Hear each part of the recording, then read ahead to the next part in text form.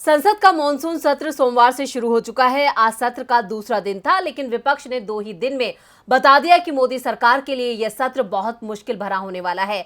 विपक्ष उन मुद्दों को उठा रहा है जिससे मोदी सरकार बचने की कोशिश कर रही है और इसी कोशिश के चलते संसद की कार्रवाई नहीं चल पा रही है। आज दूसरे दिन भी भारी हंगामे के बीच संसद की कार्रवाई को स्थगित कर दिया गया। तो क्यों सदन में मुश्किल में दिख रही है मोदी सरकार, देखिए ये रिपोर्ट। संसद के मानसून सत्र में हंगामा मचा हुआ है।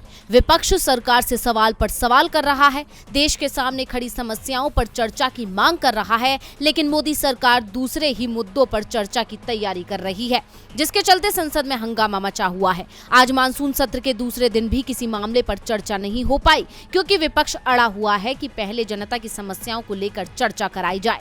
कांग्रेस सांसद राहुल गांधी के नेतृत्व में विपक्षी सांसदों ने संसद के अंदर और बाहर दोनों ही जगह सेना में भर्ती की अग्निपथ योजना, जीएसटी में बढ़ोतरी और महंगाई समेत अन्य मुद्दों को लेकर प्रदर्शन किया। इस दौरान संसद में बनाए गए नियमों को भी कांग्रेस ने चुनौती दी। कांग्रेस और विपक्षी सदस्यों ने लोकसभा में सरकार के खिलाफ तख्तियां लहराई।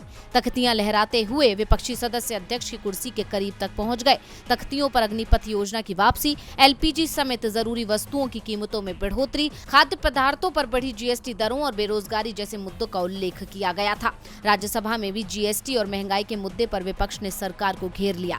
विपक्षी सांसदों ने महंगाई के खिलाफ जमकर नारेबाजी की और सरकार से पैकेट बंद खाद्य पदार्थों पर जीएसटी लगाए जाने के फैसले को वापस लेने की मांग की। विपक्ष के बढ़ते दबाव के बीच दोनों ही सदस्य की कार्रवाई बुधवार तक के लिए स्थगित कर दी गई। सदन की कार्रवाई स्थगित हुई तो विपक्षी सदस्यों ने सदन के बाहर महात्मा गांधी की प्रतिमा के नीचे प्रदर्शन किया। विपक्ष के तेवर देख कहा जा सकता है कि वो जनता से जुड़े मुद्दों पर सरकार को आसानी से छोड़ने वाली नहीं है। डीवी लाइव की रिपोर्ट।